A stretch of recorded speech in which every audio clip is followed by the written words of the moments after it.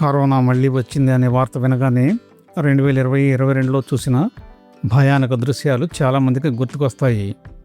కానీ ఈసారి పరిస్థితి నిజంగా అంత ప్రమాదకరంగా ఉండే అవకాశం ఉందా? ఒకవైపు ప్రభుత్వం ప్రజలకు ఆందోళన చెందాల్సిన అవసరం లేదని చెప్తోంది. మరోవైపు ప్రత్యేక కోవిడ్ వార్డులు, వందల పడకలు, లక్షలాది మాస్కులు, మందులు, పరీక్షల కిట్లు, పీపీఈ కిట్లు, ఆక్సిజన్ సదుపాయాలు, ర్యాపిడ్ రెస్పాన్స్ టీములతో పూర్తి స్థాయిలో సిద్ధమవుతోంది. అసలు ఈ రెండు పరిస్థితులు ఒకేసారి ఎందుకు కనిపిస్తున్నాయి? ఇవన్నీ రాబోతున్న ప్రమాదానికి సంకేతమా? ఇవన్నీ ఇక్కడ తెలుసుకుందాం.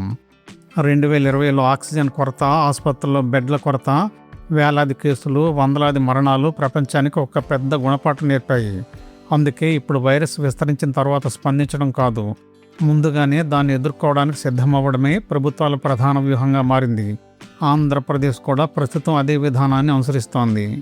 వైరస్లు కాలక్రమంలో జన్యు మార్పులకు గురవుతూ ఉంటాయి, కొత్త వేరియంట్లుగా మారుతూ ఉంటాయి. కొన్ని ప్రమాదకరంగా మారవచ్చు, మరికొన్ని తక్కువ ప్రమాదకరంగా మాత్రమే ఉంటాయి. అందుకే ప్రతి కొత్త వేరియంట్ను శాస్త్రవేత్తలు నిరంతరం పరిశీలిస్తూ ఉంటారు. రాష్ట్ర వైద్య ఆరోగ్య శాఖ తాజా వివరాల ప్రకారం జూన్ 26 నుండి జూలై 27 వరకు రాష్ట్రంలో మొత్తం 49 కరోనా కేసులు నమోదయ్యాయి. ప్రస్తుతం 32 యాక్టివ్ కేసులున్నాయి. వీరిలో 24 మంది హోమ్ ఐసోలేషన్లో ఉన్నారు. 8 మంది ఆసుపత్రుల్లో చికిత్స పొందుతున్నారు. 13 మంది కోలుకొని డిశ్చార్జ్ అయ్యారు.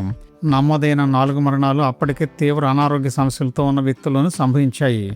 ఇప్పటి వరకు రాష్ట్రంలో 302 మందికి కరోనా పరీక్షలు నిర్వహించారు. అంటే వైరస్ పూర్తిగా మాయమైపోలేదు, కానీ గతంలో లాగా భారీ స్థాయిలో తీవ్ర అనారోగ్యానికి దారితీసే పరిస్థితి ప్రస్తుతం కనిపించడం లేదు. ఎక్కువ మంది ఇంట్లోనే కోలుకుంటున్నారు. తాజాగా నమోదైన 10 కేసుల్లో గుంటూరు జిల్లాలో 3, ఎన్టీఆర్ జిల్లాలో 2, అల్లూరు సీతారామరాజు, ఏలూరు, కృష్ణా, తిరుపతి, విశాఖపట్నం జిల్లాల్లో 1 కేసు నమోదైంది. మొత్తంగా 14 జిల్లాల్లో వైరస్ ఉనికిని గుర్తించారు. తూర్పుగోదావరి జిల్లాలో అత్యధికంగా 11 కేసులు, గుంటూరులో 9, వైఎస్ఆర్ కడపలో 8, విశాఖపట్నంలో 5, ఎన్టీఆర్ జిల్లాలో 3 కేసులు నమోదయ్యాయి. కాకినాడ, ఏలూరు, బాపట్ల, పార్వతీపురం, మన్యం జిల్లాల్లో 2 కేసులు, అల్లూరు సీతారామరాజు, అనకాపల్లి, కృష్ణా, తిరుపతి, పొట్టి శ్రీరాములు, నెల్లూరు జిల్లాల్లో 1 కేసు ఉంది. అయితే ఎక్కడ భారీ క్లస్టర్ పద్ధతిలో వైరస్లు వ్యాప్తి చెందడం లేదని అధికారులు చెప్తున్నారు. అయితే కేసులు తక్కువగా ఉన్నప్పుడు ప్రభుత్వం ఎందుకు అంత పర్యవేక్షణ చేస్తుందని అనుమానం అందరిలో తలెత్తుతోంది. దీనికి కారణం డిసీజ్ సర్వైలెన్స్. కరోనా వంటి అంటువ్యాధుల్లో కేసుల సంఖ్య కంటే వైరస్ ఎలా వ్యాపిస్తోందన్నదే ఆరోగ్య శాఖకు ముఖ్యమైనది. అందుకే ప్రతి పాజిటివ్ కేసును పర్యవేక్షిస్తూ బాధితుల ఆరోగ్య పరిస్థితిని గమనిస్తున్నారు, సన్నిహితులను గుర్తిస్తున్నారు, అవసరమైతే పరీక్షలు నిర్వహిస్తున్నారు. ఇందుకోసమే జిల్లా స్థాయిలో ర్యాపిడ్ రెస్పాన్స్ టీములు పనిచేస్తున్నాయి. వీటి పని కేసులు లెక్క పెట్టడం కాదు, వ్యాధి వ్యాపించకుండా దాన్ని ప్రారంభ దశలోనే అడ్డుకోవడం.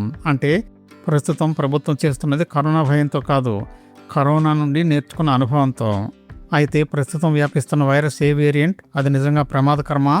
కరోనా వైరస్ 2019లో గుర్తించినప్పటి నుండి alpha, beta, gamma, delta, Omicron వంటి అనేక రూపాల్లోనికి మారింది. ప్రతి వేరియంట్ ఒకేలా ప్రవర్తించలేదు. అందుకే కొత్త వేరియంట్ కనిపించినప్పుడల్లా అది ఎంత ప్రమాదకరం, ఎంత వేగంగా వ్యాపిస్తుంది, తీవ్ర అనారోగ్యానికి దారితీస్తుందా లేదా అనే అంశాలను శాస్త్రవేత్తలు పరిశీలిస్తుంటారు. ఆంధ్రప్రదేశ్లో కూడా అధికారులు ఇదే విధానం అనుసరించారు.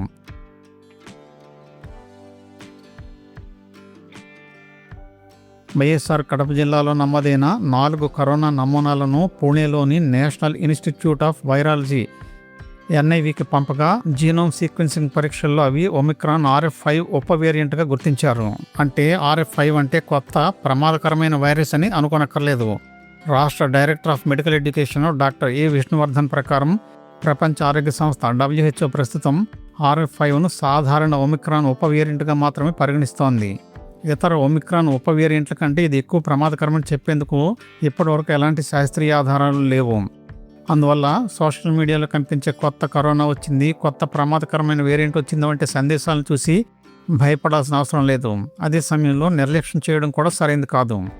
ప్రస్తుతం RF5 సోకిన వారిలో జ్వరం, దగ్గు, గొంతు నొప్పి, ముక్కు కారడం లేదా బిగుసుకుపోవడం, తలనొప్పి, ఒళ్ళు నొప్పులు వంటి సాధారణ ఫ్లూ లక్షణాలే కనిపిస్తున్నాయి.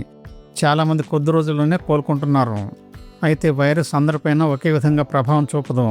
రాష్ట్రంలో నమోదైన 4 మరణాలు ఇప్పటివరకు దీర్ఘకాలిక అనారోగ్య సమస్యలు ఉన్న వారిలోనే సంభవించాయి. అందుకే వృద్ధులు, మధుమేహం, గుండె, కిడ్నీ, క్యాన్సర్, శ్వాసకోశ వ్యాధులతో బాధపడుతున్న వారు మరింత జాగ్రత్తగా ఉండాలని వైద్య నిపుణులు చెప్తున్నారు. ప్రస్తుతం ఆసుపత్రుల్లో కేవలం కొద్ది మంది మాత్రమే ఉన్నప్పుడు ప్రభుత్వం ఎందుకు వందల సంఖ్యలో ప్రత్యేక పడకలను సిద్ధం చేస్తోంది? దీనికి సమాధానం చాలా సులభం.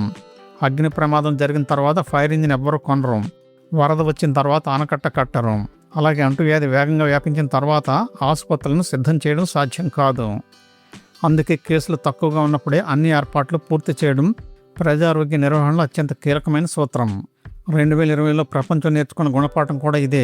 వైరస్ కోసం ఎదురు చూడడం కాదు, వైరస్ రాకముందే అన్నీ సిద్ధం చేసుకోవాలి.